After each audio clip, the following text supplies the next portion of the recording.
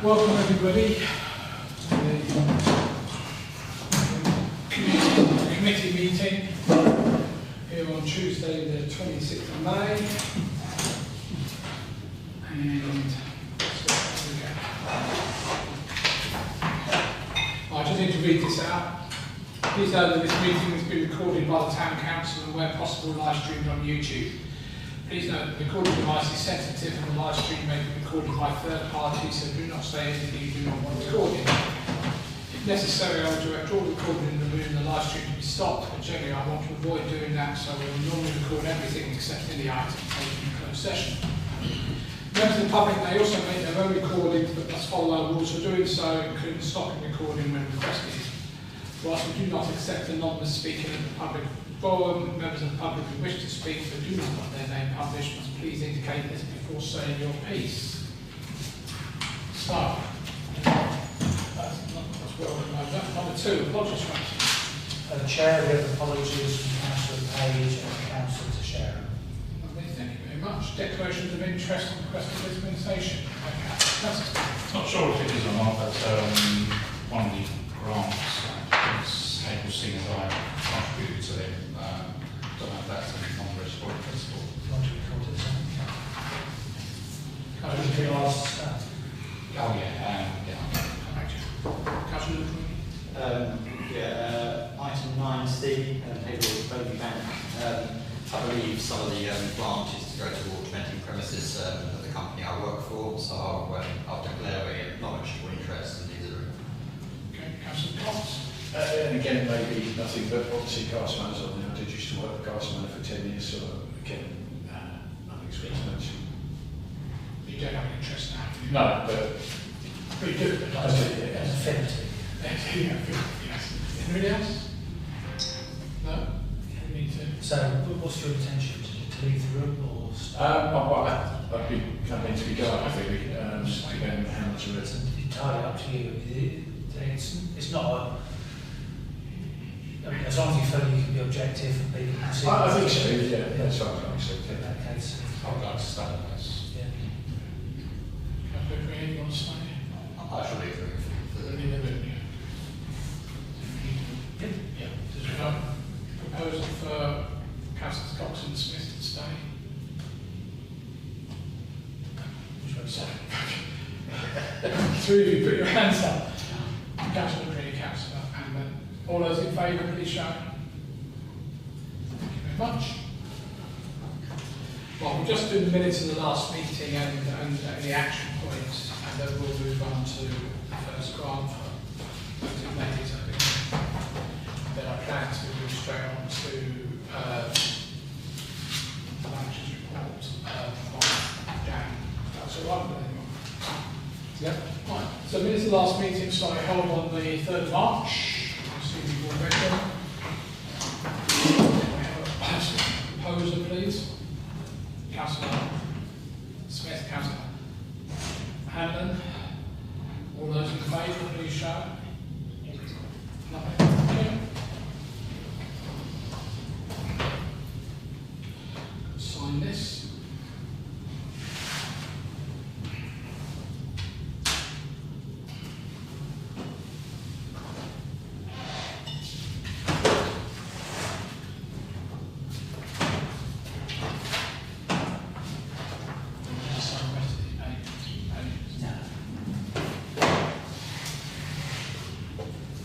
Right. So, matters arising from those minutes, nothing on 214, nothing on 215. And the only thing was about grant funds, not yet allocated. And there was a query in the total. That's right.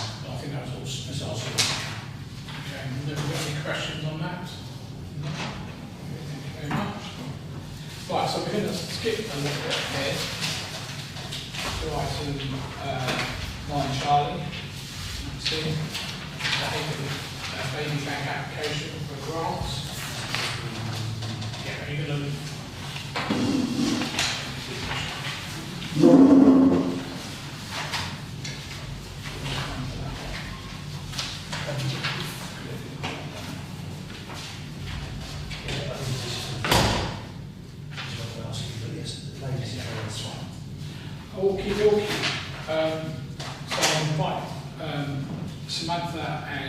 Emily, left and right respectively. Would you like to say anything about this application?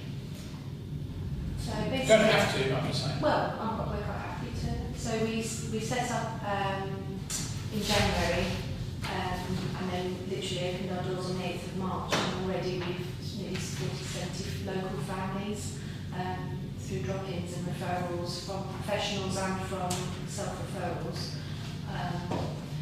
We were being supported by Salvation Army, but we outgrew that space really quickly. So now we're up at Wisdom, and we've just started there, and we've all set up and ready to go to start in our drop-ins and things again. So it's taken off quite quickly, hence why we need more money to help with our rent for the baby back.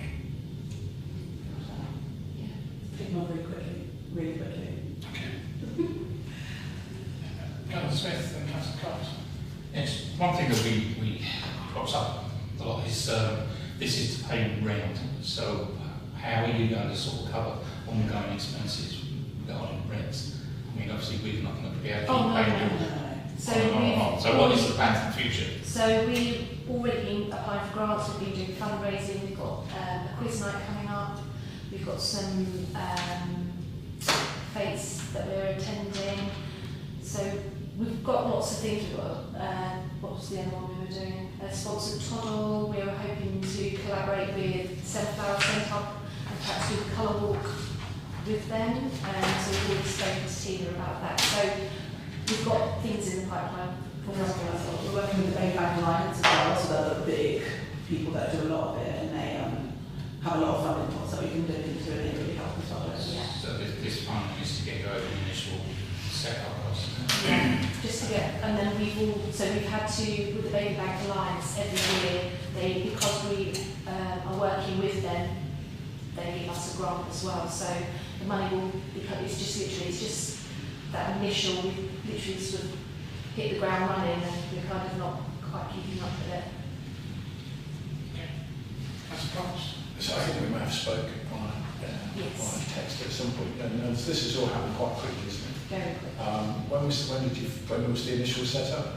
So we started the process in January, didn't we? And then by March we had our open day, our launch party, and from there on we've probably had 10 referrals. Well, March was ridiculously busy. We probably had 50 families referrals, and then probably 3 or 4 a week at the And moment. the drop-ins is like they come in and ask them So, you know, we can give them nappies and milk as and when they need it. And all the money you're getting, it's all donated to the people coming to you that don't have to pay anything. Nothing at all. It's all not-for-profit. Yeah.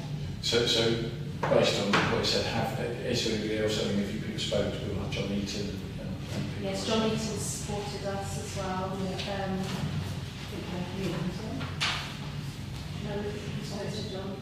We're seeing so many people coming up as well. So the support is there. Councillor Brown. Yeah, I've read about what you do, and yeah, it's fantastic stuff. It's proven that you've already helped 70 families already in such a short time. Yeah, I think it's something that we should be able to help you with as a town council. I'm happy to propose for grant. Yeah. Okay, so we've got a proposer, Councillor Cox, seconded. Do you want to speak? Yes, yeah, I do want to speak, Chair. Councillor Yeah, I put my hand up earlier. With Councillor Brown. Yeah, I must, so I'll do visualising and I must tell you excuse me. Yeah, it's the referrals. Who refers them to which organisation? We've had REACH, we've had midwives, the health visitors, GPs, social workers, so pretty much open to anybody really. Wow. And we've had a lot of the midwives at the moment, because we do a lot of the baby packs, so sort of emergency packs, so families that can't afford to buy the basics, like a safe sleeping space, like a Moses basket for their babies, we then help fund that for them. Brilliant. Right. Yeah. So Councillor support, that's Chair. Oh, quite on. Yeah, so I was just trying to know what do you actually do with this place? I mean, you say you in what way you help them? Do they come to you, or you give? So if they come to us, or they either self-refer or they go through a professional. So recently we had a social worker asking for stair gates because they had their children, they were on child protection planning. So we source them for them. But in our premises now we've got ages 0 to 5 all wrapped out, ready to go. They send us what they need, so we have 0 to 3. So somebody will say, I've got no summer clothes for my 6-month-old, we find them for them, rag them up, nappies, milk,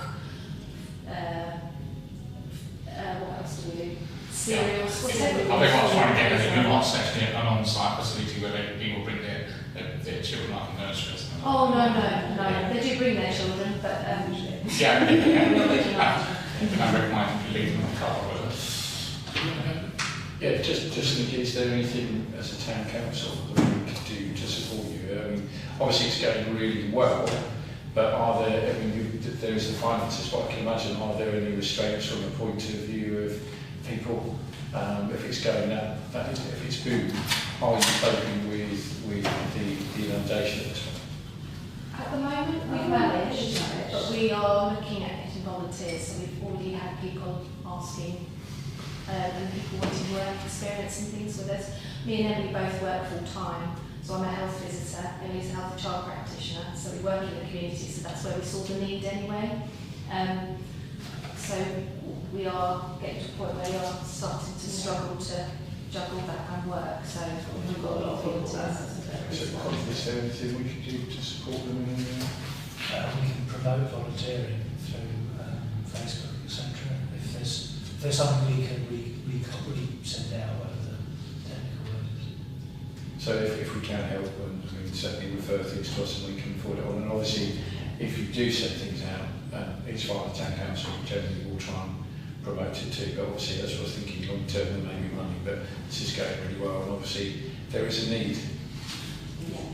We've been quite lucky that everyone's been really good, like supporting. So like people that have come donated as well as taking stuff as well, which is quite nice too. Yeah. And the feedback from families has been Feedback's been lovely. really good. So sometimes people feel as if they're a bit judged by, needing that support, but actually we've had really good feedback that they've just been felt really welcomed and no questions asked generally, as long as it's a need. Obviously, thank you for seeing that there's a need and you filled it, so thank you. Yeah, Councillor Cox read my mind. I was just going to ask the same question. Have you got children of your own? Young children, babies. Oh, you haven't got babies. Right. Thank you very much. Okay. We've had a proposal on a second. Can we have a vote then, please? It's on, just to confirm it. 1,700. 500 times 2 plus 500 plus 200. So it's 1,700 you got. So that's fine. Okay. Can we have a vote then, please? All those in favour, please show. Thank you very much. Thank you. Samantha, then. Thank you very much. You're more than welcome to stay if you want to. I'm sure you probably don't. Yes, this is- Thank you for the invite. Thank you.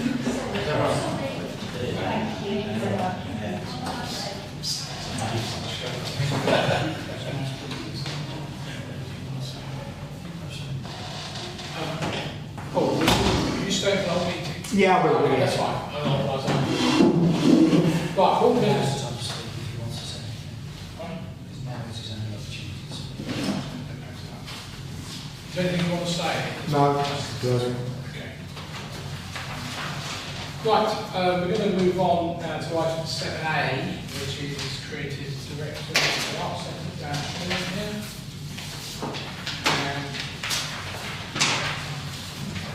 Dan, you've got your site, you've got this report, obviously. Yeah.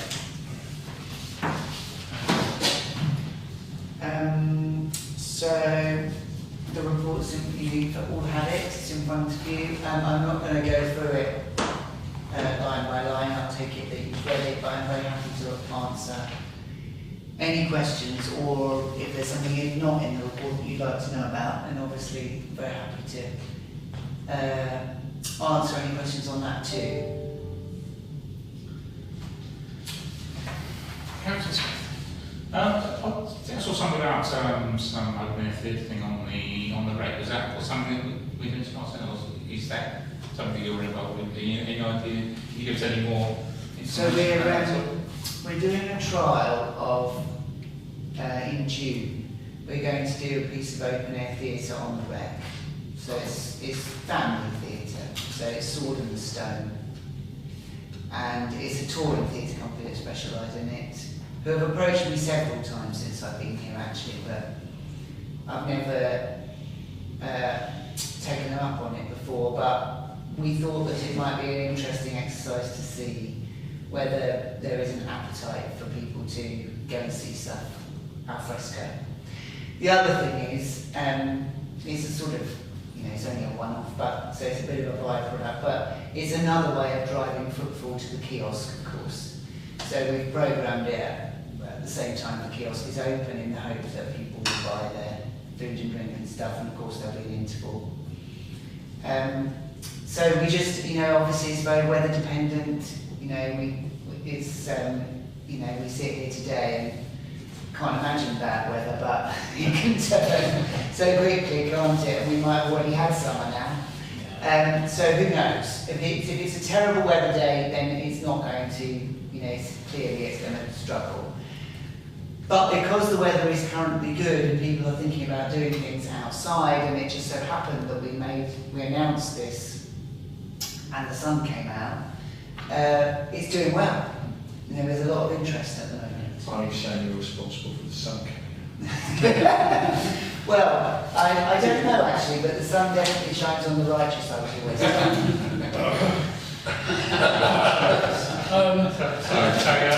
and you utilise them up at the bandstand here, is that what you do? Yes, that's right. I mean, it will slightly be suck it and see when they arrive, because we've never done it before. But the idea is that the bandstand will be sort of, behind, wherever they put the stage up. I'm not going to be disturbed by our kids playing in the splash park, especially. Maybe, but, we just try. I mean... It's only a panic one. Exactly. Can I go on? I think it's starting at 3 o'clock in the afternoon. Yeah, that's right. The kiosk shuts at 3. No, it doesn't. On Sunday it does. No, not this. It's not going to. So we've actually put more staff in there. Well, I not be better don't manage the kiosk. So I asked what time I needed to put it on to coincide with the kiosk, and that's what I was told. Okay. Someone's giving that information. It's shut because the toilet's shut at 3. I know the toilet's shut at 3. Yeah. It's shut because of that as well. We've extended the toilets. Okay, so they're paying for it. That's what worries me, is that we can do that at lunchtime. If it's a hot day, it's too hot at lunch. Well, maybe. Because you have to think about people sitting, because there's no cover, is there? So we did it later in the day, so that if it's a day like today, it's not insufferable for people. And then is it costing us money? Because you say it's free, but is it costing us money? Yes, but it's part of the grant that we got from the county council. Okay, now you said the right words. Yeah, doesn't make sense. Yeah. Did anyone else have any? Sorry, Councillor Brown. Yeah, sounds like a good idea. I mean, they used to have them in East Town Park, Saturday stage or something. Used to it's quite successful. Yeah, so. There was sort of Shakespeare and stuff. Yeah, but certainly on the rec, sort of family thing. Yeah, it's good to give it a try. Well done. Well, we just also thought, we did consider East Town Park, but we thought it's better to keep people in the middle of town. Yeah. All right. Well, we have used since stage have used the graveyard area as well. Next to the church, that area's been used before, that green area. So Cheer everybody up. it's no great stuff there now. It's under the canopy of the trees, and it's quite nice. Yes. It's just going to do some of problems. Yeah, I don't know about the sort of the stone, but maybe the vampire. So this is really looking at whether this is something that works and then pushing it on further if it's something that looks like. Yes, I mean, you know as well share beside you that the town council has a summer programme of events. And when that summer programme of events takes place, this place largely hibernates because we've got, for instance, when Haverhill and the Park is on, there isn't a technician to be had, so we can't put anything on here. And so it's kind of starting to look at whether, rather than go to sleep or fight it, whether we could just be part of it, whether we could do events in the summer too, outside, alongside things like the fun days and the Haverhill and the Parks and that sort of thing. Whether there's an audience for it or not. I was saying, well done, it's good that you innovate and try things out, otherwise we just get stuck in the same rut, so well done. Was there anything else now? I don't think so, thank No, you. the only comment I have is on the renovations. What a shame that we covered up all those treads, the original stuff that was put in the home 100 years ago on the stairs. Did you see those? What? Well, you saw them, didn't you? Which stairs are you talking The There's stairs a on main staircase. stairs. They got bigger things. The original. There's a wooden staircase and it's made up of lots of individual wooden blocks that slide in, so that once they wear out, you can take the wooden blocks out and turn them around. Very unique. You can staircase, but there's not many around. I think the only one in Haverhill is in the Gertie's Georgia Mill. The one in Georgia Mill you can actually see hasn't been carpeted. A big preserved thing for another. Yes. Do you think the coldest will last 100 years?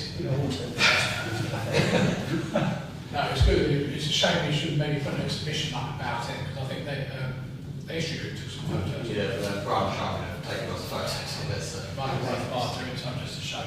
It's a pity they ripped out the other staircase on the other On side. the other side. about? We could make use of that now. Yeah.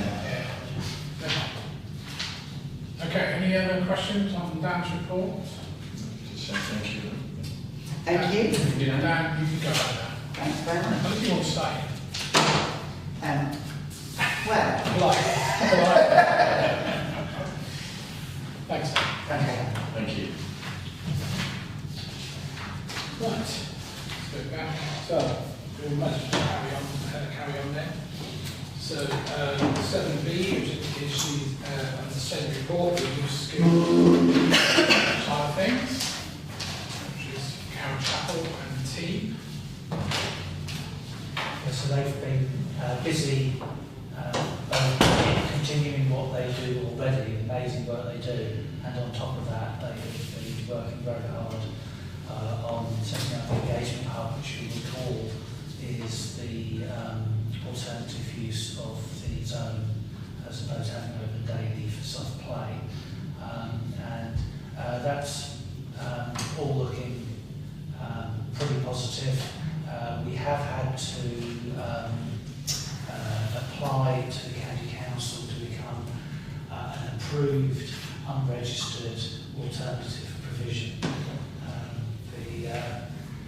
Simply on the basis that whilst the schools were falling over themselves and literally lining up the children, the actual kind of like, okay, we're going to do this thing was like, actually, our bosses have told us that we need to make sure all of these policies and procedures are in place, which is what Karen has been working on for the last couple of weeks. And we submitted the application in on Thursday of last week, and no doubt the County Council will be in contact to ask any questions, etc.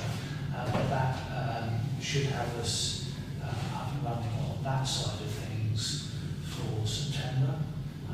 In the meantime, we have already had some interest from homeschool parents, but of course that's entirely up to them to satisfy themselves as to the arrangements. They don't have to get County Council to approve it, but obviously they would be comforted by the fact that all the policies and procedures the County Council require are already, which doesn't mean there's a large number of policies coming your way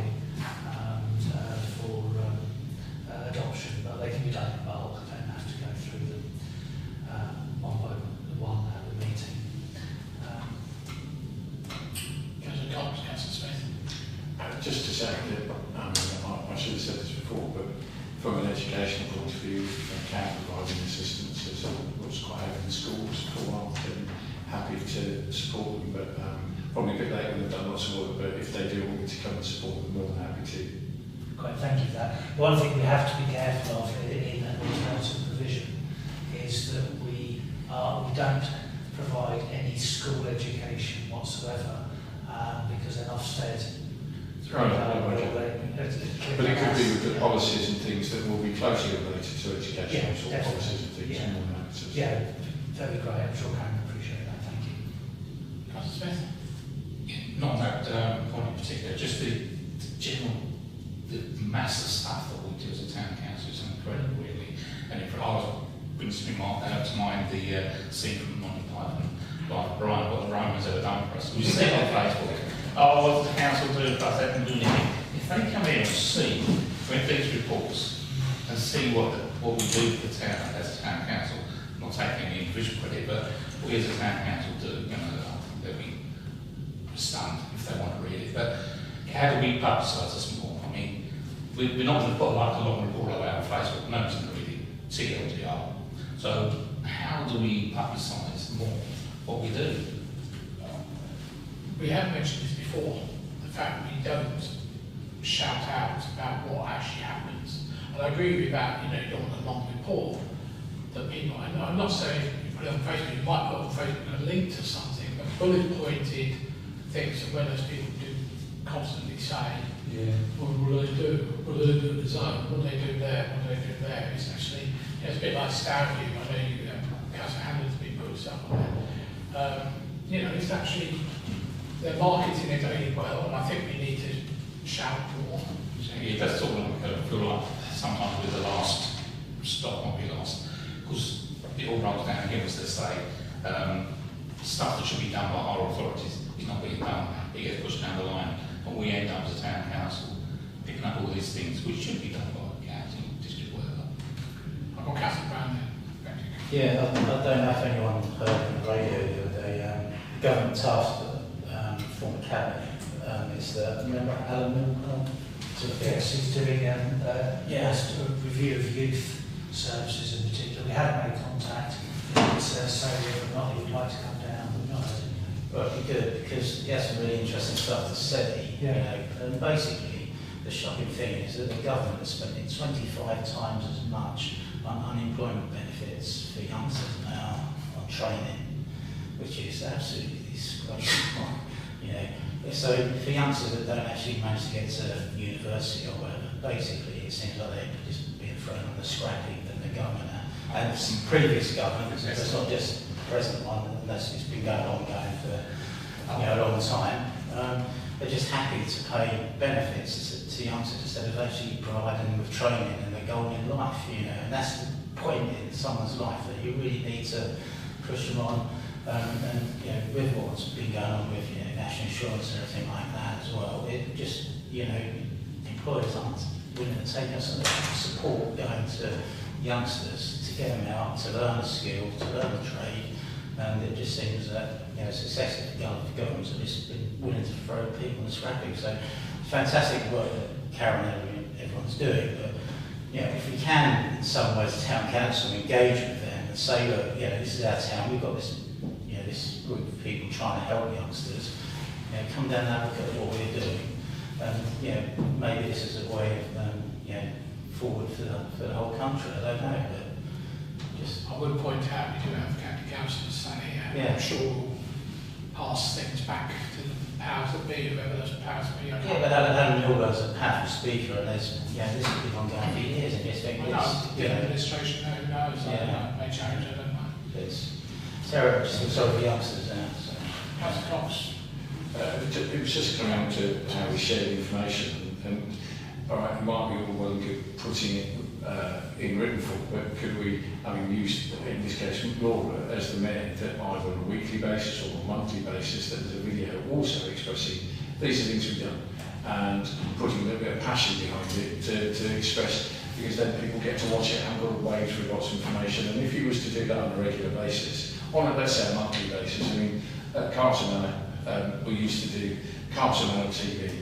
All it was doing was saying, at the beginning of the week, they'd show the form what was going to happen, things are happening that week. Now, I mean, it could be that we do that on a regular basis. It's also promoting, this is what's happening in the coming week or month, but obviously maybe once a month Laura would then say, right, this is what we've achieved, this is what's going on, let's celebrate what we've done. As I think a video would be more effective than just doing it by some types. Yeah, well, I'll give you an example. I used to do the Police Weekly News, how long ago now it is, but we used to regularly get about 2,000 viewers of it, which was quite good for a YouTube video. It was weekly, unfortunately it was stopped by the police because they thought it was a waste of police resources to tell residents what was actually happening in their towns. At the time that Chief Constable used to have a big argument with him over it personally. But any media like that is good. Sorry, Councillor Smith? We just wanted some Councillor Brown's comments there, very political there. I don't think anybody's happy that. I was on the previous one. I know you said but you said to be happy to the children be friends. You know that's not true. It's very general statement, isn't it, really, a throwaway line, really, but no, I think people just want to ask what's best to make sure Really not a lot. train properly. A lot. Stuff on carriage. So, choices programme is continuing. It's the most important bit. The study. Sorry, I think your jump is nearly finished. I did donate a sewing sheet, which I had I wonder where that came from. no idea how to use one, so I bought it ages ago. And I have been told that there's some young person who managed to work it immediately. So maybe sewing sheet is not my forte. But I'm glad it's got to good basically. Yes, I saw there was another sewing machine. I thought that was Yeah, sorry. Thank you. Thank you. Wasn't one of those 1930s ones? I have got one of those in my which belongs to my mum. It's now 95 years old. A Singer? No, it's not Singer, it's something else. Viking. So yes, choices. So this again is really working to make sure people make good decisions in life and avoid getting themselves into trouble. A lot of it is about confidence as much as anything else. But that's been very promising. You can see some of the work that's going on. You can see obviously the therapy and counselling.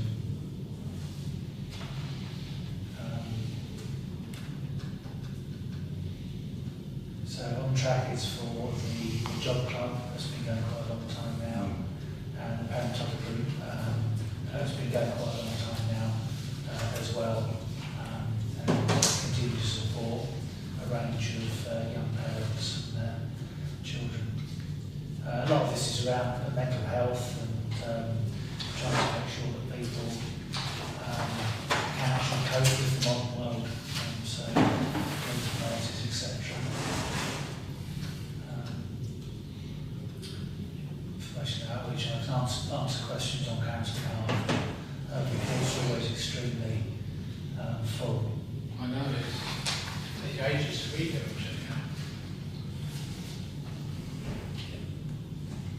I think we mentioned the shoes going to schools already. Yeah. And remember, the vast majority of this, if not all, is funded by grants. So Karen and the team managed to get all kinds of places. Any other questions on Karen's section or Councillor Cox? Only again, she's not here to say thanks for the work that she's putting in. Again, I think it's been mentioned by Tony, there's a lot of work going on. Feedback the fact that we're quite proud of what she's achieved in essence for the town. So yeah, just passing on our thanks. Thank you. Yeah, so that's all I was saying is that if people listen to what Karen does and how she does stuff, maybe that benefit a much wider. Yes, that's why we invited Mr. Milburn down, because we thought, well, actually what he's looking for is Exactly, yeah. Okay, now on to the Salisbury side of things, run and youth work. We've managed to retain all the staff so far. despite the quite excessive change in working arrangements, and they're popping up here at the kiosk, all over. So that's good to see that they've stuck with us. We've put the support in so that they're getting sufficient hours, but no longer necessary to all at the zone. We'll have to watch and see how that feeds through in terms of costings, etc. We can see the takings are down because we're not open so long, but if you think how much we've cut opening, the takings are not down by the same percentage by any stretch of imagination. So we're focusing on the busiest times. Obviously this weather historically has been very bad for an indoor play centre, we'll have to see how that goes. Lots of training going on for the staff. So obviously March it was closed, and February, April it was closed.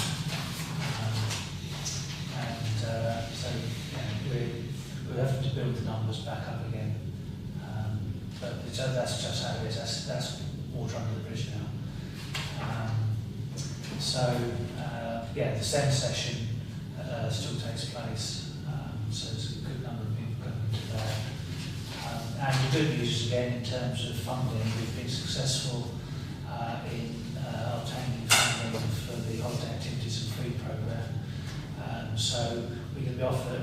We've actually been working with Haverhill Leisure, so some of our staff are going to be working with them on their Explore Outdoors half funded programme, but our own programme is aimed at the youngsters who exploring outdoors is the last thing on earth they want to do, and would otherwise hibernate all through the summer. And of course we know that ends up with people losing their social skills, also losing some of the stuff they've learned. So we're going to be running sessions that are hopefully appealing to people that aren't catered for by some of the other sessions around town. For those who don't want to go to their own school, for the holiday activity programmes that are on there. So we've got the funding. It's been very carefully costed, so that we will more than break even on that.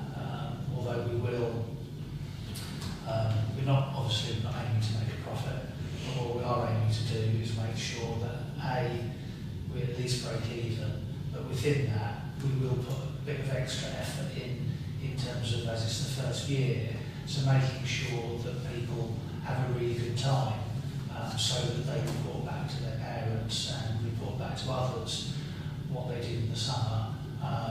It is something exciting, and hopefully that will help build the market for future years. We are offering places, obviously the free food, people on free lunches, etc. are at school have the opportunities for free, but people can, at the same price, that's the condition of funding, people can pay their own way. Councillor Cox, Councillor Hanson. Two things. One, from a point of view of staffing, it's nice that it's good to hear that they are staying with us. What's the overall feeling from the point of view of the change that's sort of happened? I mean, are they positive because actually there's lots of stuff happened and they've not just been left to flounder? Or just, it's not massively important, but for me I think it's important that we've got a positive amount of staff. They're not negative about what's happening. Absolutely. So I've arranged for a staff meeting on Monday evening, so I'll find out the answer to that question from them.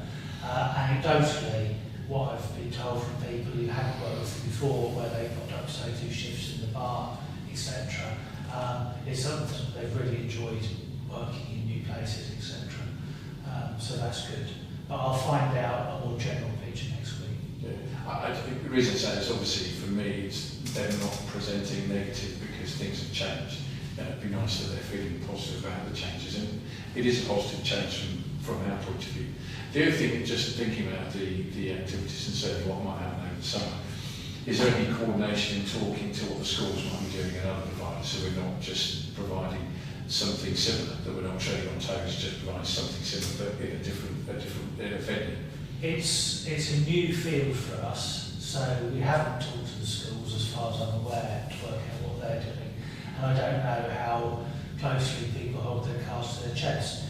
We've got a really good working relationship with Abbeycroft, so they have been their usual generous selves in terms of actually helping us get our own application in, and have offered to do some cross-pollination on there. Yeah. We will be doing some stuff and also some stuff here as well, which will be a bit different to what they could be doing at school, but in all honesty, I don't know that whether we can find out what the schools are offering. I mean, I wouldn't say they'd be having the cards close to the chest I don't know if they're still doing, but he always used to do summer schemes, certainly for those that needed a transition to the new school, they're based in the school. And obviously it could be worth that if we are working with them or even talk to them, I don't think they'll be worried about it's not a competition. In my view, it really wouldn't be. It would be targeting students, but if this offers something different that those students should also be going to, I think they'd be delighted as well. So I don't think that's my feeling from certainly the two secondary schools. I mean, I don't think the primary schools generally run some schemes, but the secondary schools do. Nothing to say on that, and you may well be right, because I don't know. But one thing we do know is that you get the funding when people enrol. Yeah. So if people enrol with us instead of at the school, then they don't get the funding we do. So if it was me, I'd expect people to be slightly competitive. But you may be right. No, I would say, I mean, again, things may have changed, but it was generally, it wasn't necessarily the school funding themselves, and it wasn't all they've taken place, it was more those, often it was the transition group, depends how big that was. So I don't think the competition, and again, it will also be worth looking at dates, because they may not even conflict each other on dates. Almost everyone seems to go for the middle, so we've got 3 weeks, so it'll be the middle 3 weeks-ish, one way or the other, of the school holidays. The advice from Abbeycroft is it's everyone's on holiday in the first week, and everyone's out buying clothes for school in the last week, so they don't bother trying to capture that, and that's kind of the voice of experience, I guess. Yeah. So unfortunately that means every single scheme is in the middle 4 weeks. Just a suggestion, and I think the schools would appreciate also knowing there is other stuff going on. Could be a real positive. Yeah, I can have that conversation. Thank you. Yeah, I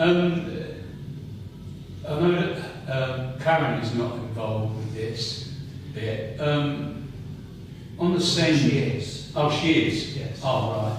So on the SEND sessions, it says there, it's trying to, because I think it's very important that they get involved, because through personal experience, Karen done wonders in getting people out into social skills. She completely changes SEND children in their social skills. So it's very important that SEND are involved with this particular project. Is there any way we could get in touch with the what's running the high street? Sunflower. Is there sort of get in touch with them, because they have to get in contact with the team certainly, but also we can talk to parents of the young people who are already going to the same sessions to see if there's scope for that to continue over the course of the summer holidays.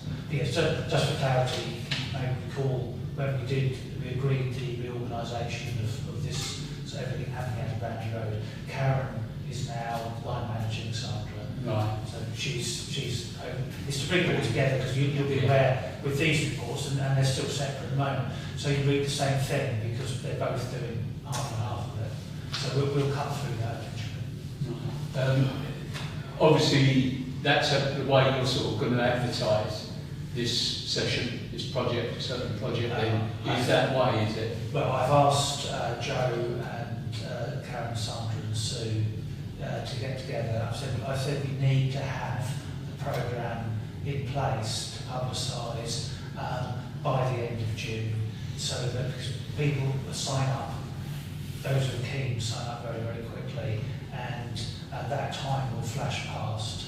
So I've said to them that we need to have marketing in place so we can promote what we're doing. Because what I don't want to happen is we put all this hard work in and miss the cut, if you like, because everybody's already been advertising and have already got their places full. So it's important that we don't miss that. Thank you. Yeah, I actually I did actually put Karen with a thing there.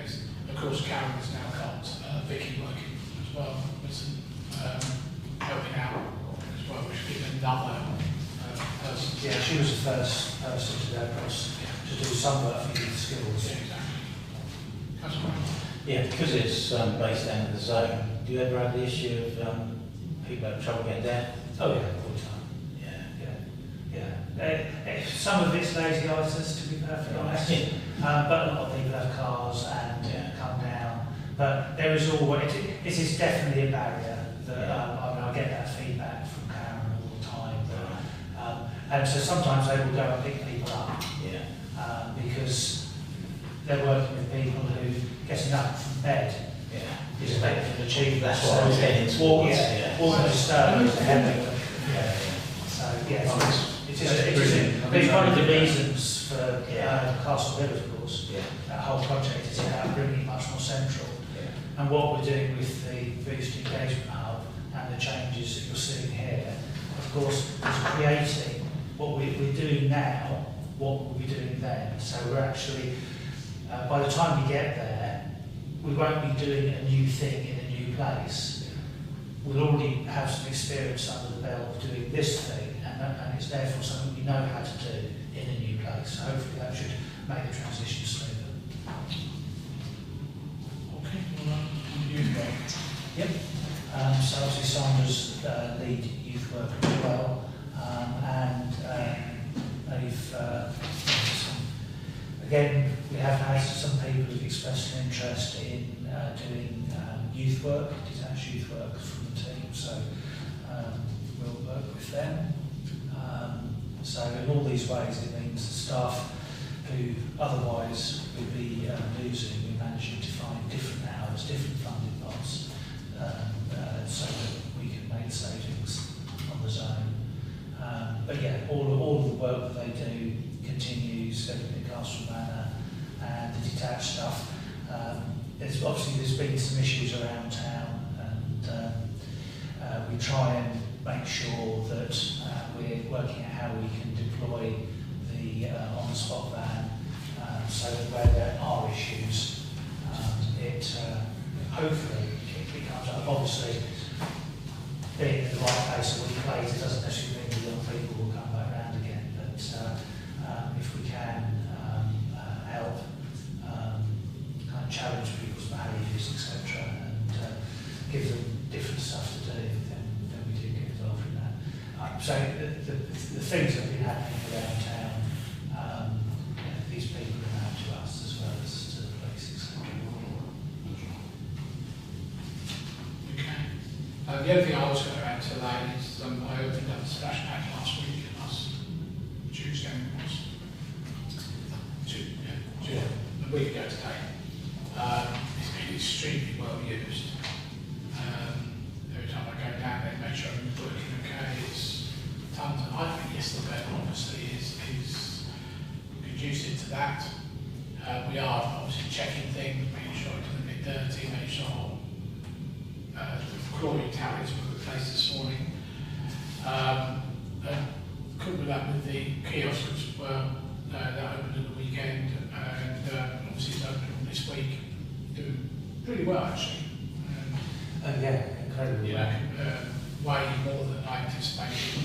But as Colin says, we've had staff there from the zone working there, and apart from the times when there's no customers, so they are getting on really well, I understand, so that's good. I have given them permission to stay open whilst there's still a crowd there. So obviously it does depend a bit, because people have taken shifts and have the rest of their lives. They're not necessarily able to be open longer. But for instance, they have been open longer than necessary because they, it was still busy, so they were able to continue to generate income, which was really useful for us. And today, halfway through the day, we had to take additional ice cream and ice toys up to rip through the stock. Yeah, really about that. In fact, I contacted Helen on Sunday to say that deep freeze was extremely bare. Yeah, wow. So I think, I think that Helen's busy sorting out major restocking tonight for tomorrow. Is there any way of actually counting people that actually go to that? Those are the splash pad. Yeah. not the splash pad, no. No.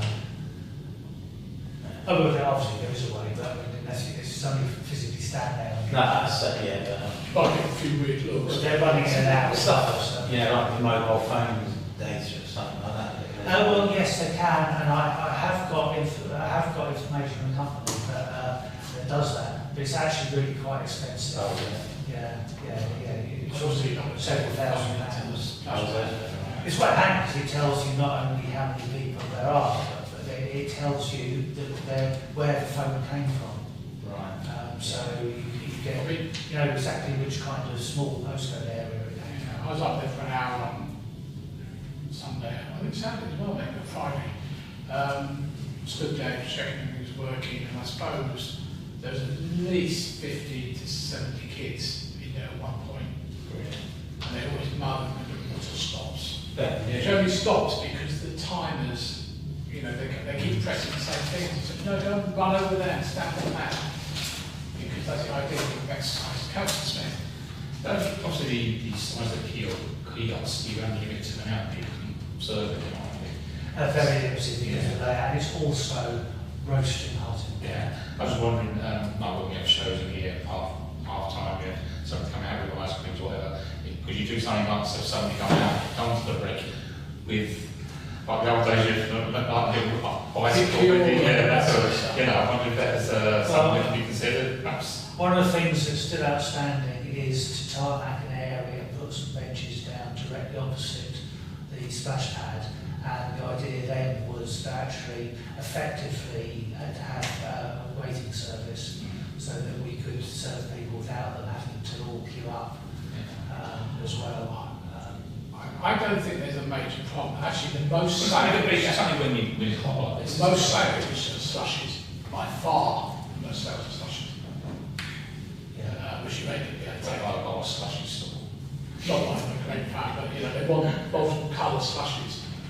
I'm sure there's actually much difference between So keeping up syrup supplies is a challenge at the moment, because even those were running short, so yeah, just thought.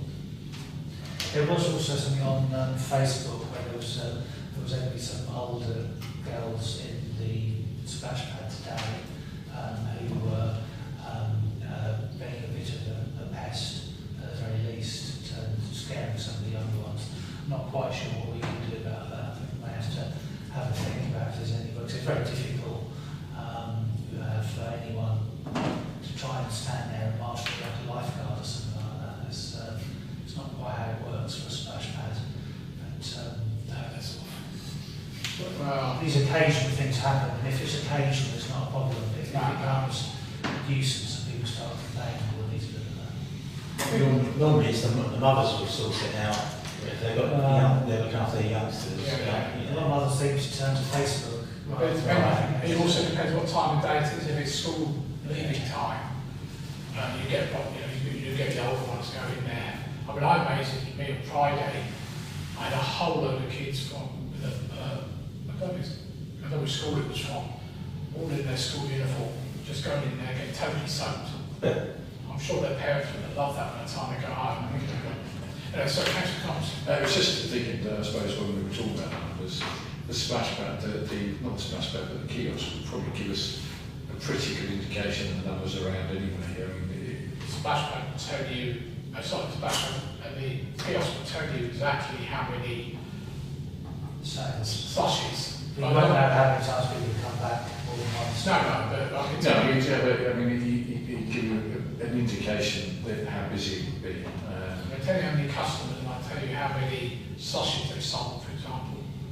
But what I was thinking is that you know, if we're looking at developing something at some point in the future, at some point that data could be useful. it would be a loss in terms of what we're paying out. But then if we think, okay, how can we change things? Does it need developing? It could be worth us looking. If we're looking in the future, thinking, well, how can we continue to look at the areas that we've got, and how could they improve, how could they adapt? That data could be useful at some point, even if it's going to cost money. The data's always handy, but the reality is, you recall you've sat in plenty of meetings where the kiosk, when the weather isn't like this, runs quite a loss. Yeah. I was more thinking the sort of splash pad, you know, where that's busy, you know, it's a case of, it's overly busy at certain times, would there be any use in trying to sort of think about expanding it? These are just thoughts in terms of, with that data, there could be something useful that comes from it to thinking about, do we do anything, do we change anything? Well, West Suffolk do have some proposals, as you're aware, for kind of a play kind of trail around there, and doing some using the space of recreation ground in other ways to create more activity. But of course, you then to come along, it's a bit like the argument for the Market Square. A lot of the time it sits as a very flat, wide open area with nothing happening. But if you build something on it, then what about all the events that need a very big, wide open area? So, The splash pad event is also open 10 till 6, 10 till 8 during the summer, so it's open for quite a number of hours. A lot of splash pads around the country only open for 1 or 2 hours a day. Yeah, it's interesting.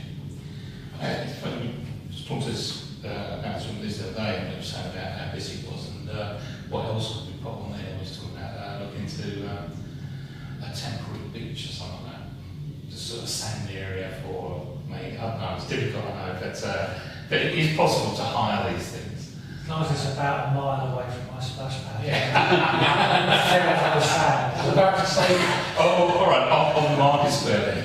the number of councils I've spoken to about their splash pad is said, do not put sand anywhere near your splash pad. Yeah, absolutely. But, you know, we are sort of like 50 miles from the nearest beach or something, so That's about the right distance. yeah, it's a bit to see.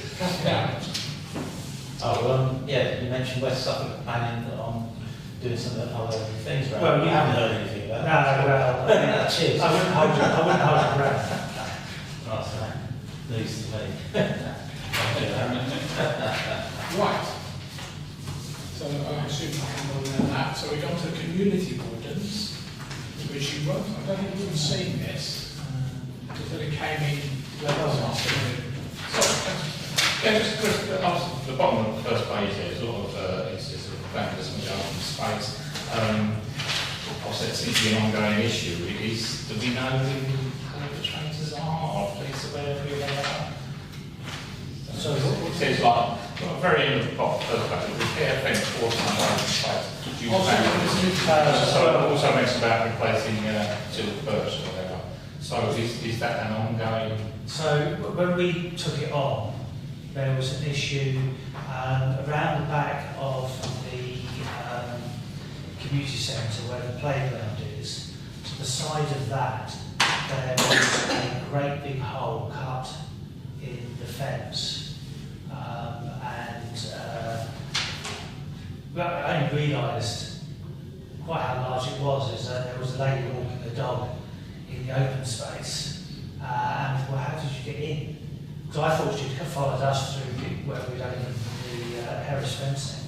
So I said to her, I'll close it back up again. Because I don't go out that way, I'll go this way. And there's broken glass there, people throw bottles over it. There's an area which I don't know if you know what Haverhill middle school looked like. It's maybe a part of the car park or something like that that backs onto what's now the playground in the Strasbourg Square. But yeah, it's that area there, so we keep closing it back up again. But people, adults, want to get back in because that's where and occasionally, not so very often, but occasionally when we're in there, we come across somewhere where there's been a little encampment. And the thing is, if people stuck in there, had a nice quiet evening, doing whatever they want to do, and then leave without leaving a trace, I'd be none the wiser. But can they do that? Is it possible to just do that? No. They have to leave a big part of the mess around the place. They have to throw bottles around. So you understand it's adults rather than children that cause the damage? Well, I don't know how the children will get hold of all the beer bottles. Yeah. So what is the damage to the fence? They're just basically... It's a matter of the same hole being opened up again and again and again. We do have a council now. The There's 6 foot fencing. They kept moving away in the end because we kept looking at they stole the whole thing. So it is quite hard to manage at times. The big problem is the possible CCTV, which is on the Stratford Square, is on a rotating, takes 5 minutes to rotate. I have told them, I don't know how many times I've spoken to my Suffolk over the years, they refuse to put 3 static cameras on it so we can pick things up. So their cameras for nearly 2.5 minutes is actually looking at the Vixen Park. And I keep saying to them, you've got a play park there, you've got a square, all that belongs to you, the shops are all physically owned by you as landlords. Why do you not have a proper cameras up? And they've got to do it. Sorry. Just coming back to when we're looking at youth work, if we are developing more youth workers as parts of people being developed in that area, so these are perfect examples of starting to engage and look at those areas to see what's going on. I mean, they may not find people, but actually from a point of view as working with us, when they see things, even just walking past and they see what's going on, it will give us a better picture of what's happening in their area. Yeah, and they do patrol, as Chloe said, they do patrol up there, but you can see quite a lot of they've been supporting the Wellbeing Hub quite a lot there. Yeah. Obviously the Science Festival they're involved in. So, yeah, a lot of it, of course, is on our own estate, necessarily so, but they do get around town. And graffiti removal, of course, people have seen on the Facebook posts.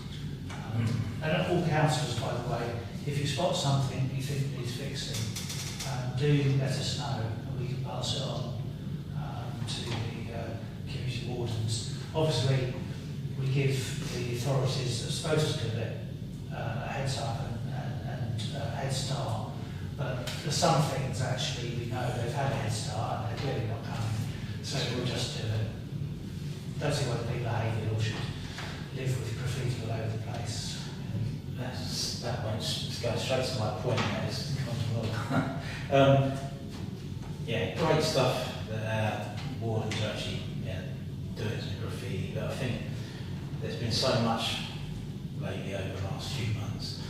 Would it be worthwhile just get a professional team in just to sort of break the back of the worst of it around the town? Because everywhere you look at the moment, virtually there's graffiti. There is a professional team employed by West Suffolk. Yeah.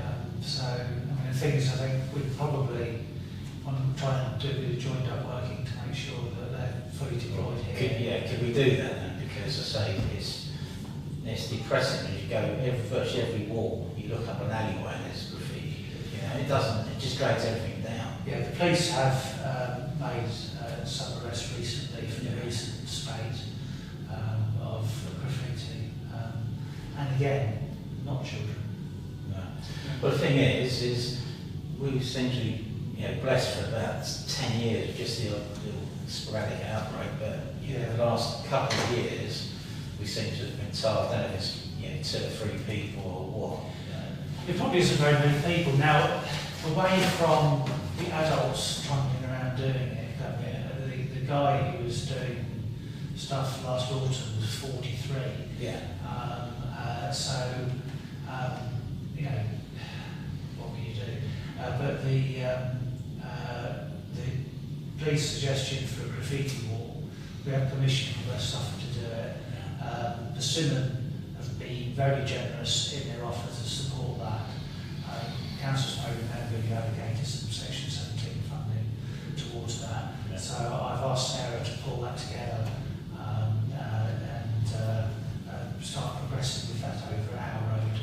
That would at least give people somewhere they legitimately can do graffiti practice, but I have to say a lot of the graffiti I don't think is necessarily any attempt to be creative. I think it's just vandalism. So really that's that enforcement. Well, they call that guy there, they fined £500, and he must have used that in paint. Oh, you know, out to the A11, you know, over the bridge there, on the way to Bury, you know, all around the town, you know, and I just couldn't work out why, you know, you got £500 fine. It is a shocking sort of amount that you seem to be able to create in no time whatsoever. Yeah. But the town, we obviously, yes, if councillors want me to get quotes for having a professional team in, but I'm slightly nervous because I can take 10 minutes to clean something off, I can take an hour to clean something off.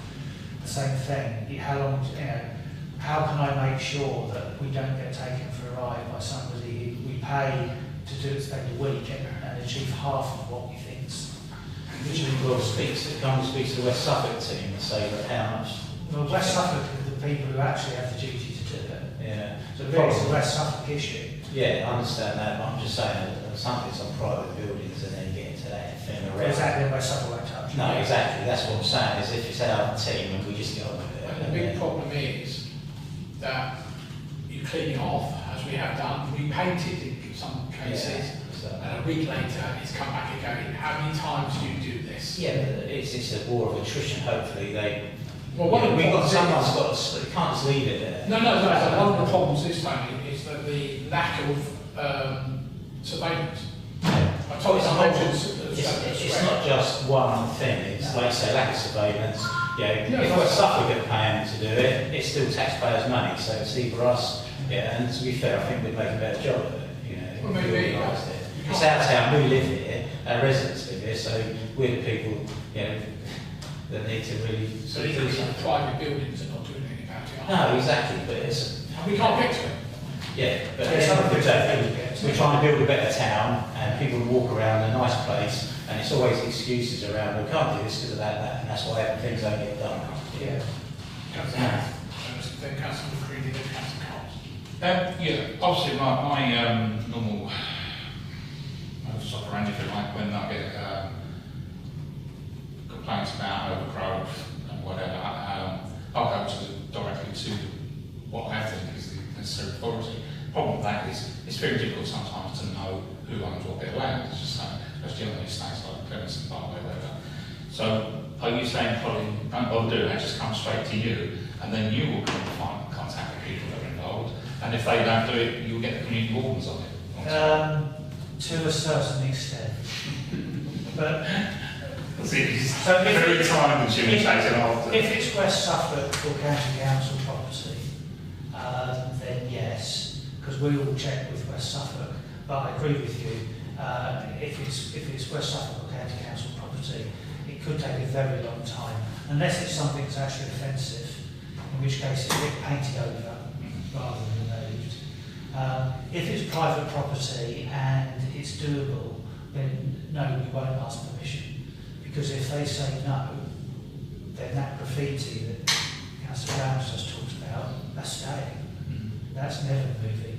Now, if I said, as long as it's safe to do so, if I send my staff onto private property and clean graffiti on private property, well, we started in 2016. I've not had one single complaint yet from somebody about making their place nicer. But if one of them says no, I can't then defy them to go and do it. So it's not worth asking. Ask for forgiveness, not permission. I was thinking more the foliage that came back as the main complaints I get rather than graffiti. I don't really get too much comments about graffiti. Well, for overgrowth, so hedges overgrown on the highway, we are deputised by the County Council to send a letter requiring the landowner, the householder, to cut back their hedge within the next 14 days. Alternatively, we'll come along and do it and send you the bill. And people jump to it. They don't question which council has asked them to do it, just get on and do it. And otherwise, you know, we will go on and cut it and send the bill. Sure. It was just another thought in terms of the alternative provisions developing, is whether there is some crossover so that can the wardens use them in a point of constructively with developing skills, whatever it is, and they could be part of doing certain things. And it would be programmed in, but there may be a bit where they're giving getting some community involvement, and they're with getting some volunteers, but everyone wins on that basis. So we were looking if there's a way of getting involved in creating something, because I'm pretty sure that would be just like a programme saying, right, this is what we'll do. Yeah, we should say look at that. There is a programme for the older young people. It goes up to 25.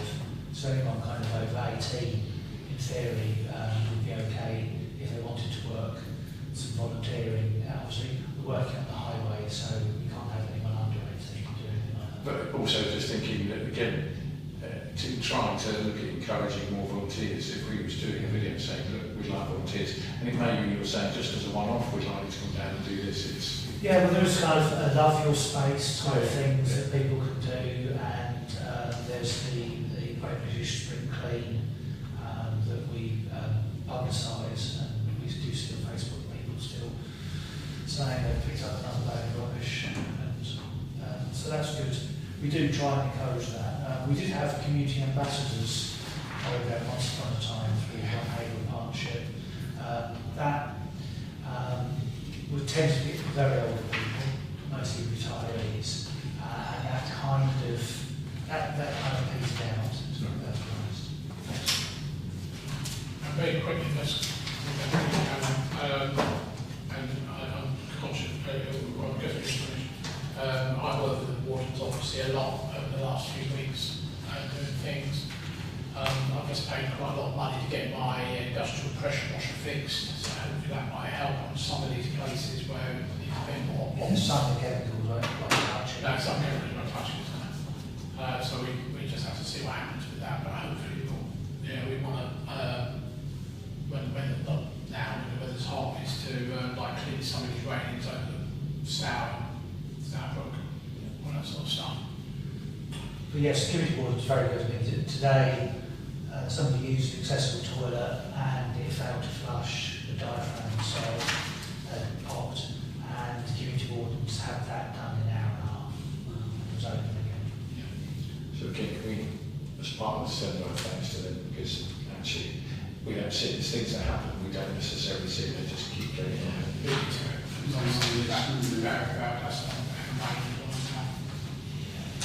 Okay, should we move on to item 8?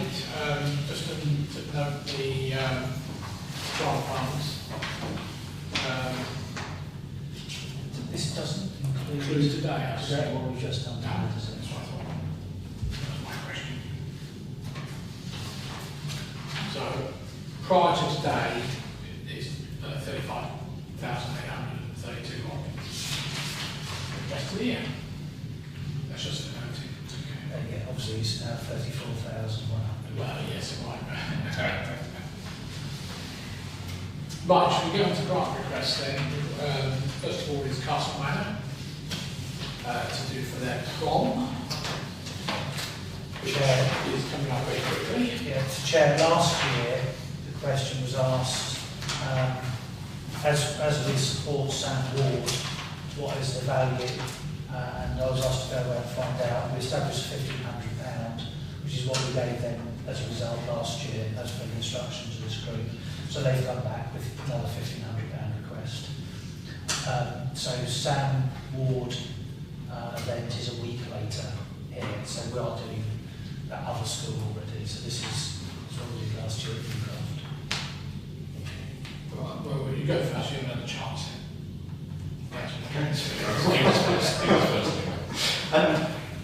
Yeah, I suppose I'll make a couple of questions to Colin. Well, one, this is just the same grant application put in again, and it's dated last year, which I thought was a little bit funny.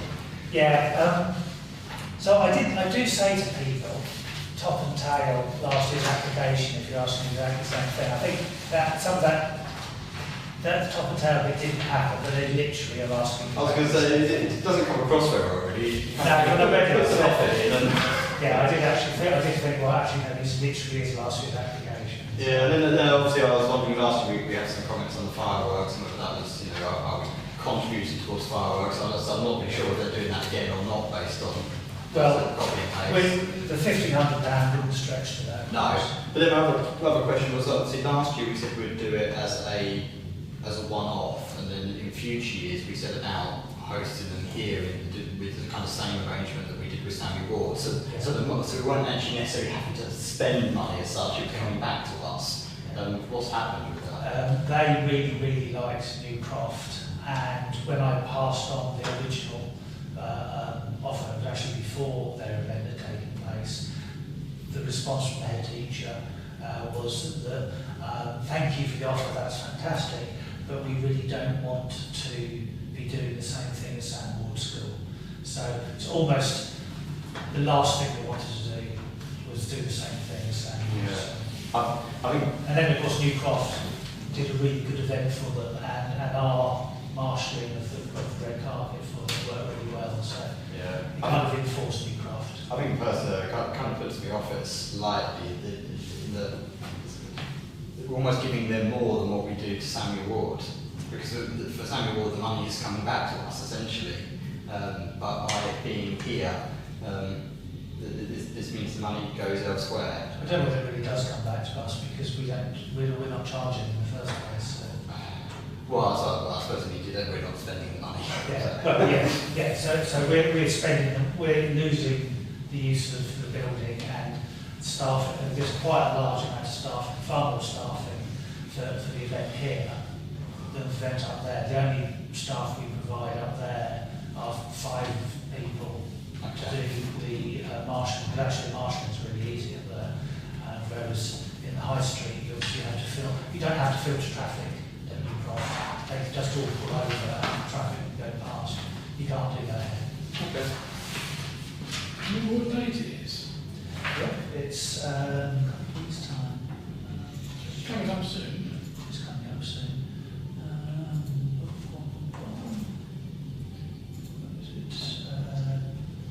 It's coming up very soon, I think. Castleman Prom, 25th. Okay. 25th of June. Right. Yeah, I saw this the other day. I forgot to look it up. The sun sets at 9:30. The event finished at maybe 8:30. We're not funding the fireworks. No, so I just wondered why they They were 5 in daylight. Yeah. But the fireworks are in their budget. Well, yes and no, they are, but the contribution, stewards, is us. So that's in kind. And then it's towards the market hire. So between them it's significantly more. Yeah, figures are not what I would put down. You're not going to, if you're expecting us to,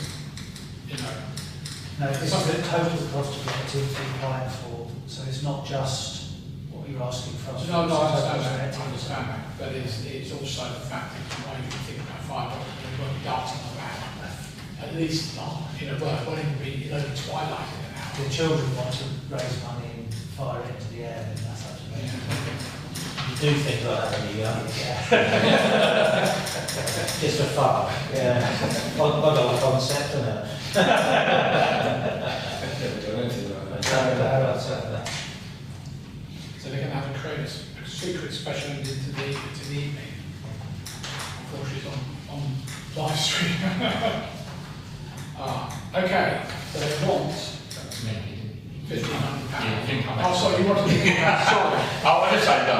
It's fine, it's fine. My point's going to be exactly the same. Councillor Green is there, but I didn't notice the date on it. But I was going to say this was very familiar. Is it just cut and pasted from last year? And also, I was going to mention the fact that we did object to the fireworks as well. So yeah, that's all it would do. Because it literally is a car base. Yeah. Okay, £1,500 is what they want. Any proposals, any comments?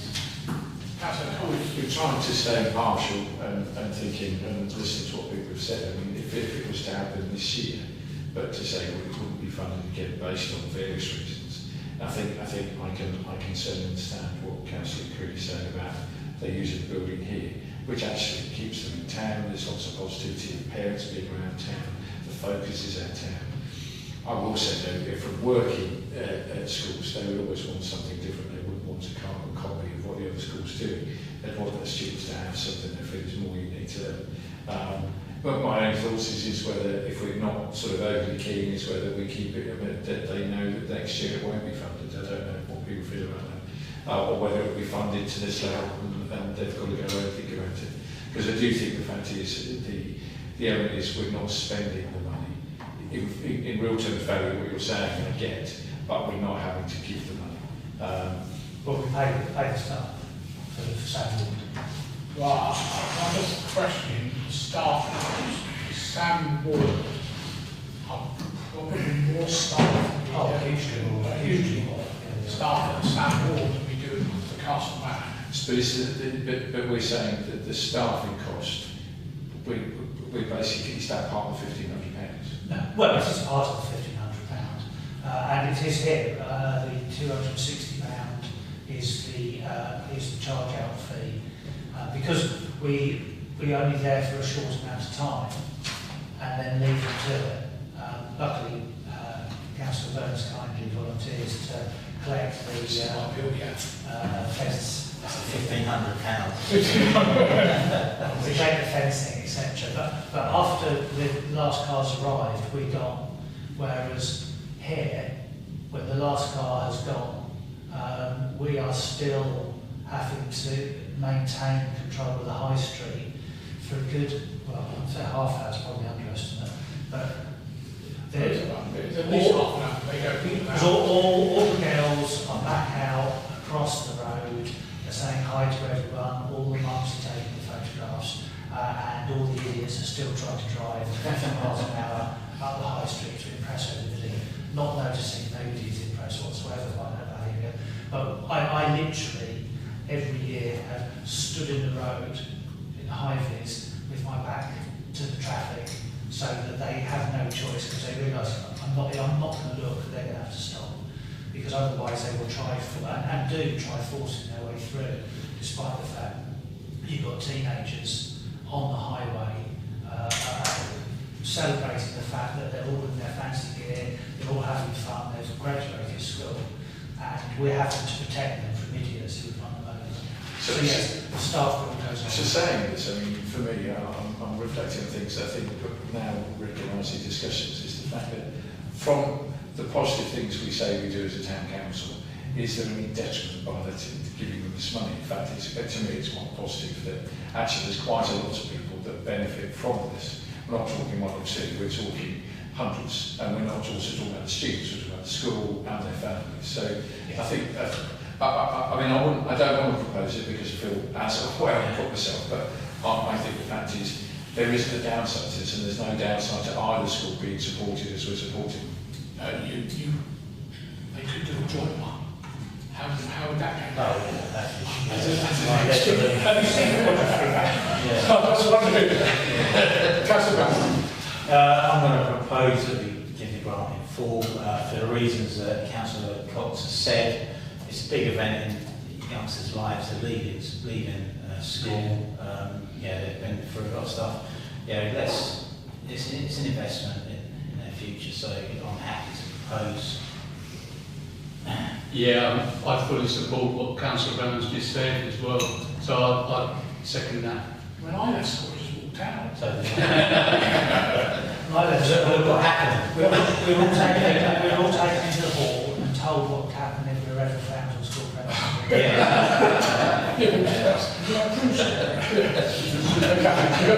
Or a real positive finish to this. All those in favour, please show. Thank you very much. Right, now we get on to the edge of the downtown twinning. Sorry, I've lost the paper, there it is. Town twinning, I believe wants £1,000, or £1,000. All that background to HDTA. How's this thing? Yeah, we already have £1,000 budget for the town twinning association. I think it's a great cause. I know a lot of people may think it's a dying thing, but I think it's so important that we maintain those links with our friends on the continent. So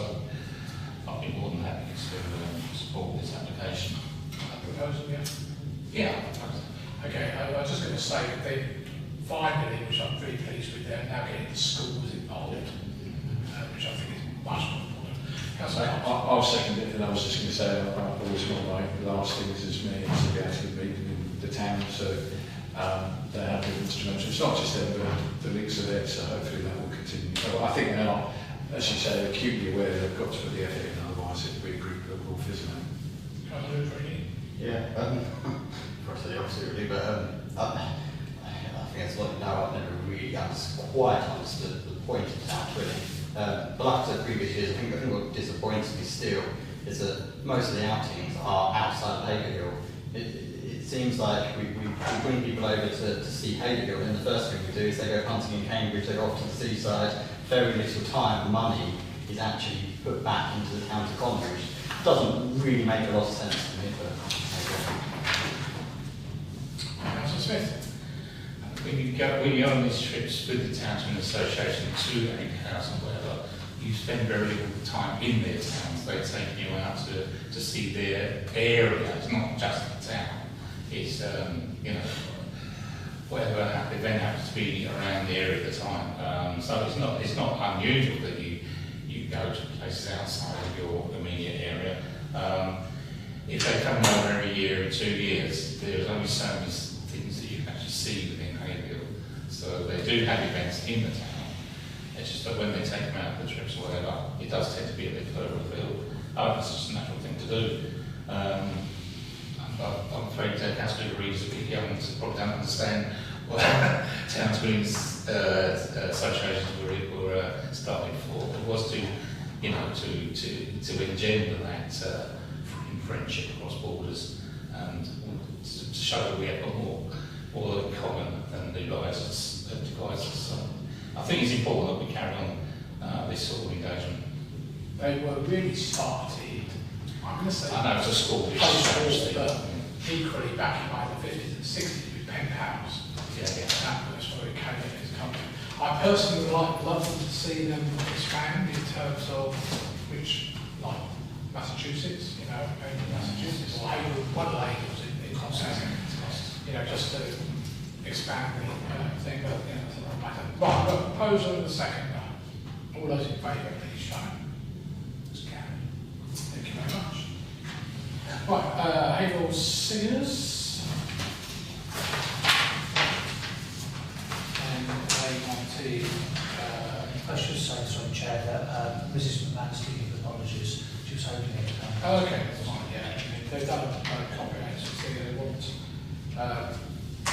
very precisely £1,401.50. I'll just say earlier that obviously I funded this, but what they're doing this funding for is a very special event, which is a commission piece, specially written, and Haverhill Singers, I think, are the only amateur choir that are being involved in this. There's lots of countries around the country. It's a huge honour for Haverhill Singers to be asked to do this.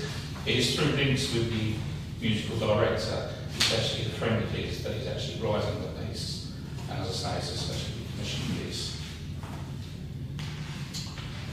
Any other comments? Councillor Hamill? Yeah, they normally get 100 to 200 people attend as well. So there's a lot of people in Haverhill that sort of like to go to the sort of, it's a pity they couldn't attract more young people, I must admit. But they're still very well attended. And they're very good singers as well. One that I've attended.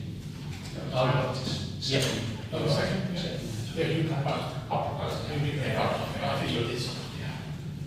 Second is Yeah, I was going to say, I've been to a couple of their events. They are extremely good, professional, credit to the town. So happy to support.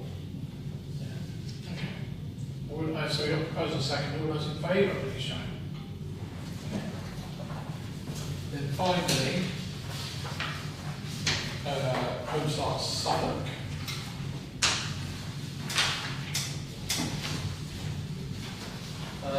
Who want, again very precisely, £1,467.68.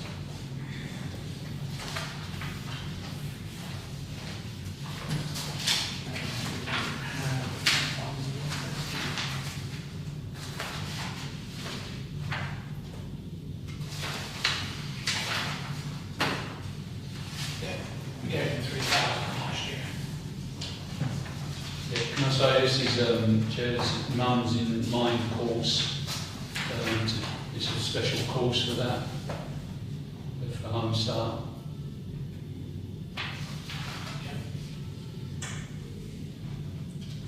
Which is different to what they had last year. Yeah, so I know they do go to things, yeah.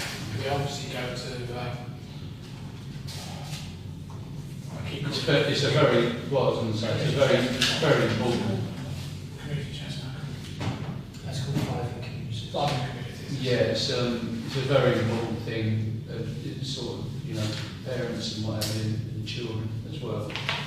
Yeah, the other thing I always have with large organisations such as this is making sure that money is spent in our town, Yeah.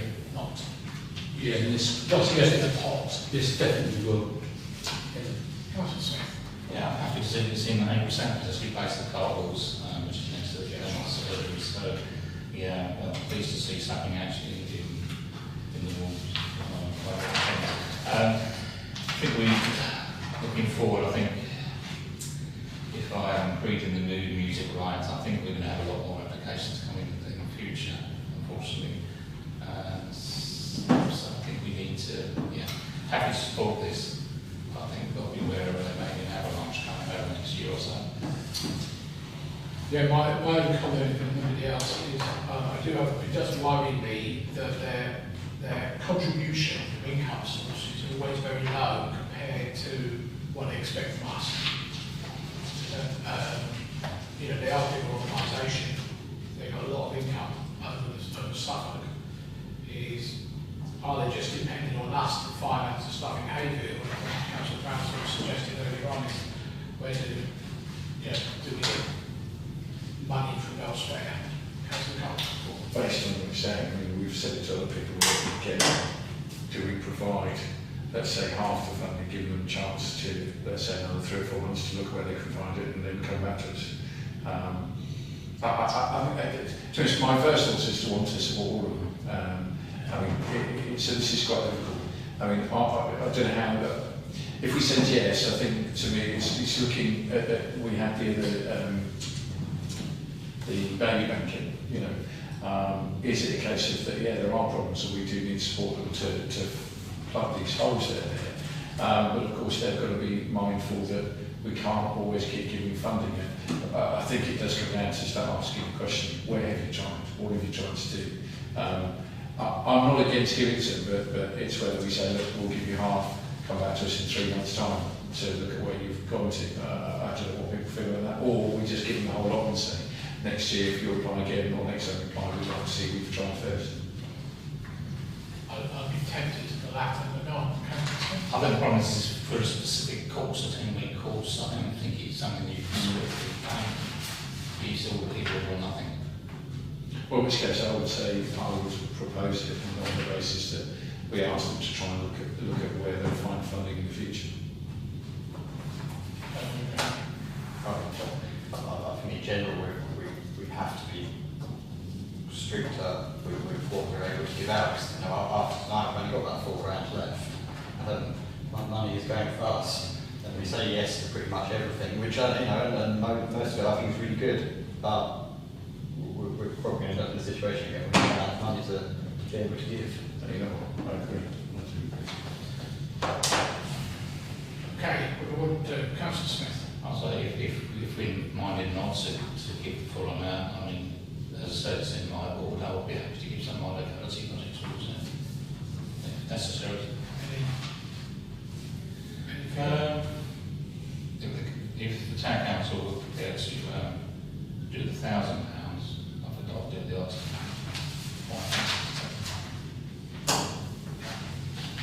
Okay, proposing it, £1,000. Councillor Brown. I'll second that. Second. Anybody else? All those in favour, please show.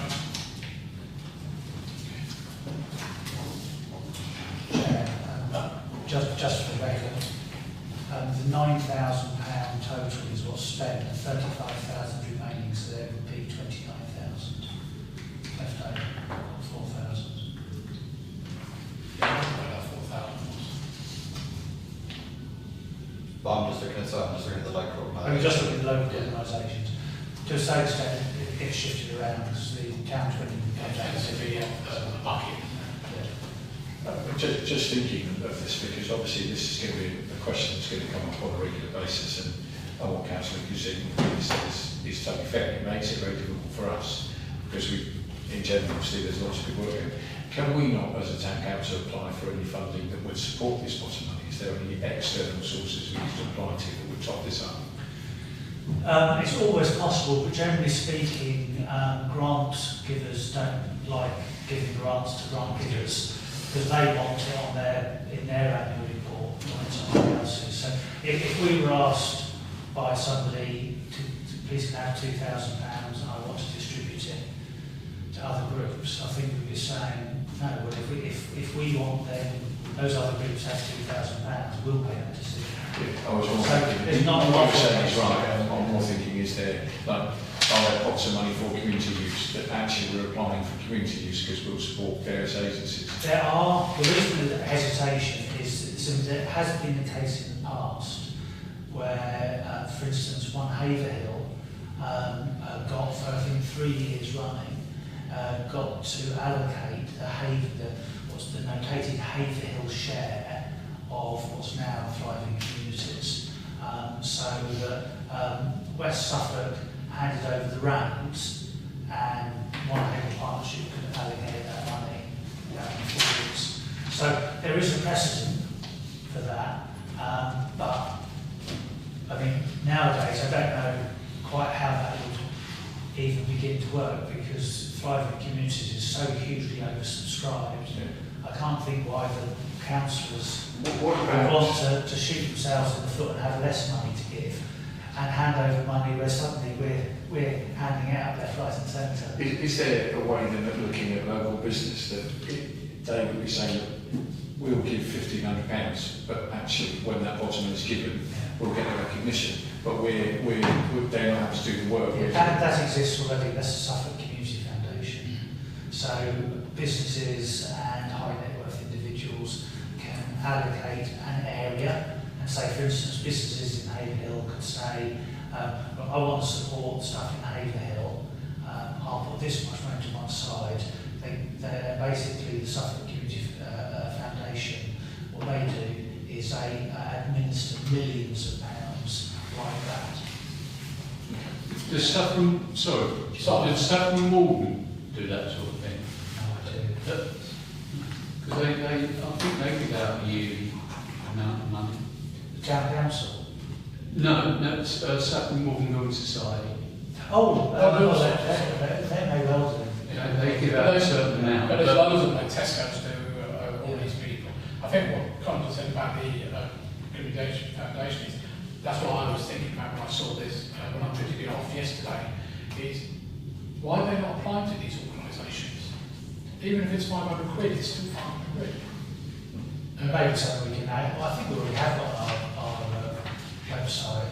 We've got links to other places. So is it a case that a bit like Councillor Lee said, that when we're looking at these, we would have to make it clear that we may have to be firmer at some point. And so you're going to have to go through these processes before you apply to us to show you've applied here, and where they've struggled to get the funding, we are more of a last resort instead of the first resort. Well, that's what Thriving Communities does now. In the early days, it didn't do that, and I was on that committee for several years, is we always said, where is their application to other people to show that they've actually made an effort, or not just come to us. You know, we've had a few in the past where they've just come to us and said, oh, we've got all this money off you. Why? Well, you know, the town council. But at the end of the day, it's taxpayers' money. It's not, you know, it's not volunteers' money, or as the foundation does, it's people who are willing to give money over to be donated to organisations. I suppose equally as well, the other thing to consider is maybe we're happy spending it all really quickly if we're supporting good causes, but I suppose it's more just to know that, you know, it's going fast. But I think it's a fair point, and I think what you said, I think is something I will think on, and I think it's something we do need to reflect on, is that how do we become a little bit more accountable, and it's really hard for us to say no. So how do we look at that? Where if it does get to a point where it's becoming really difficult, it's something to I think we do need to consider. Well, sorry, Mark. So the grant giving policy as we've agreed is very open. Unfortunately what that means is the onus is on councillors when they have an application in front of them to say yes or no. Yeah. So what you can do is you can simply change the policy, and so you can say the policy that we won't give out a grant over £1,000. And that'll just be the policy, and nobody then will, if anyone applies, I'll throw it out and say, well, you have to come back £1,000. But then all of the people, all the good stuff that you've agreed to fund, will they not even bother trying to think up these ideas? The alternative is, and what Councillor Green was kind of touching on, is that some town councils or parish councils will say, we have one grant round, and it's the grant round, and then literally in April, their very first meeting of the year, they spend the entire grant fund. Everyone's got to get their applications in time, but you've got the whole lot for the year are all there, and you've got a full picture, and you spread the money out, and then it's done, and you don't have to worry about it for another year. Of course, the group that comes up with a really great idea and knocks on the door and says, we've got something that's going to cause world peace and amazing, cure hunger and all the rest of it, can we have someone say, no, you have to wait 11 months before you can apply again. So it's, at the moment, councils have always opted to have the weight on their shoulders rather than have a black and white policy. And that can change, but there's no right answer. If I go to Councillor Pratt, sorry. But I think we made those changes to the policy relatively recently, which enforce the ability for officers to, obviously the next one is about rejecting things. And that's where Thriving Communities is basically one grant. Yes, it's done in sort of September, October time, then decided in January, February, but it's only one grant a year. And if you miss it, you have to wait another year. So, Councillor. To be fair, I think we've got it fairly spot on. If we gave out all the grants at the first meeting of the year or whatever, someone come along like a baby bank, in the year, and then they could fail because they couldn't get any money. It's down to us. We know what the budget is. We've got Colin at the front door saying, pointing in the right direction for other grants and everything like that. It's down to us. That's what we're here for. It's hard. It is hard sometimes, but that's what we're here for, and that's what our job is. So we've got it about right. It'd be nice to have more money, but we haven't. Time is getting on anyway, nothing on that. Sorry, Yeah, it's just quite right because we've always got our locality budget as well, like as Councillor Smith's just done. Yeah. So we've always got that as a little backup. Yeah, we may need to be a bit more, I know it's not the right word, but it's aggressive in the way you review grant applications. Chair, would it be useful if we slightly adjusted the grant offer letter to include a reminder that there are other places that you can apply for funding? Maybe those And as you say. the application already requires people evidence they are looking elsewhere. Yeah, that's a good idea. Yeah. We can do that. Okay, item 10, grant applications rejected. There are none. No, Presumably still none, yeah. Grant recipient reports are none, still none. No, do we need to do a sweep of that? It seems like on the topic of giving out lots of grants, we did. I do send out an email every other line that actually questions someone today for their report before they apply again, so I am on it. Right, item 12 is the consultation on the PSPO, the Public Space Protection Order.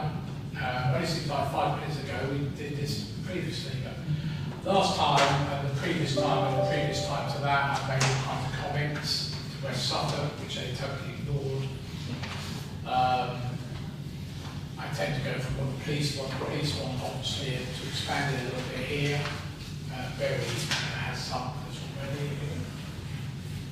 I assume you've read the... Do you want to find it? But it says the same thing every year.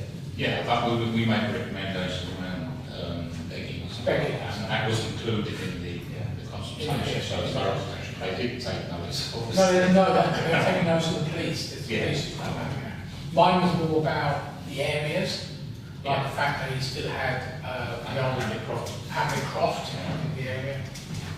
Sorry, Councillor Hammond? Yeah, I'm going to be a bit controversial here. There's a problem on the railway walk with electric bikes and motorbikes, because you can get electric bikes that go really enormously fast now, and they're doing wheelies going right past the Kangle School. And there's a little alleyway there, and some of them are going to get killed. They've done it over there, all masked up as well. Is there any way that we could ban them on the railway walk? Because I think someone's going to get killed. Yeah, there's no doubt about that. Those bikes are illegal anyway. They're illegal anyway. Yeah, they are illegal. We need to get some more enforcement if we can. I mean, the police are doing a Yeah. fantastic job enforcing them when they can. Yeah. They're also dealing with like fires being started on the railway. Yeah, but there's no publicity saying that they're banned. You know, that's the thing. You can't ban something illegal. Yeah, that's true. That's true. You But can't, on a PSPO, you cannot ban something that's already illegal. right, because it's getting out of hand. It really is. And them doing wheelies and all masked up. Oh no, The police can't get. I've seen the inspector. He said we just can't catch them. no. And that is a massive problem. I mean, the only thing, you know, even if they chase them in a car or anything, I know from, you know, my offspring's thing is, if they haven't got a helmet on, but not having It's going to upset cyclists, but you know where the bridge is, the railway bridge, just before you get to Haverhill Road, where the flood park is, there's two barriers which slows them down. I just wondered if we could get one near this. There's an alleyway from the school, and that's the one that I'm really frightened that someone's going to get killed, because there's young children I've seen come running up that alleyway. And you can't see anyone come out there. They come running up out onto the railway walk, and they're doing wheelies, and someone's going to get killed. And I just wondered if we could put something there. But I do West Suffolk things they own it. Yeah, well, perhaps we can get on to write that to West Suffolk, and I'll sort of push it as well. I think that's what you need to do to West Suffolk, because there used to be barriers on the railway walk to stop motorists and had to get onto it. They've been taken away, so they probably need something to put it back again. I think this, and that's further along. That's where the bars were, but this one is where that alleyway is, because someone is definitely going to get killed. There's no doubt about that. Yeah, I'm all for measures to stop, illegal bikes going on there. But the other side of the coin is that the railway walk is now more of a major thoroughfare. A lot more people use it now. We've had all it's tarmacked and we've enhanced it. I've not really noticed the amount of people that actually use it with families, youngsters now. It's Put some benches along it as well. Well, Councillor, Suffolk County Council now going to put 2 crossings on the road things there. So it's getting better all the time. And the amount of families I've got whacked down themselves, and the amount of families, youngsters that use it. Let's not, few rotten apples spoil it. Let's hopefully the police can do something about it. But I think there was something around the barriers before, and they had to be removed because it wasn't just stopping cyclists using it. Wheelchair users. Yes. Yeah.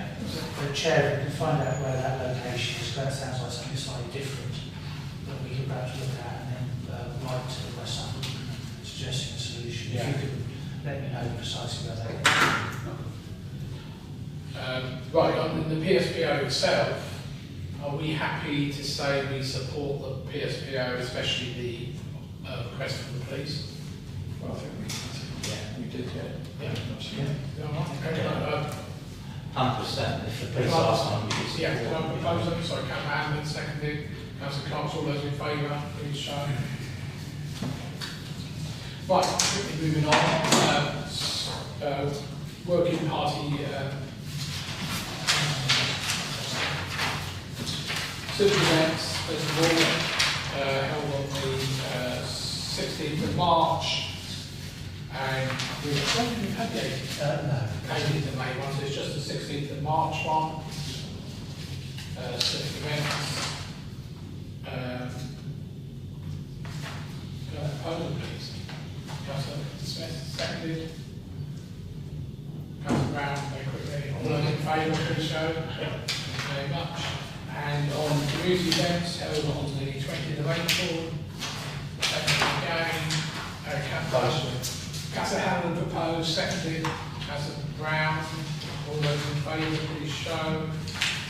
Thank you very much. Then the next meeting, Monday the 13th of July.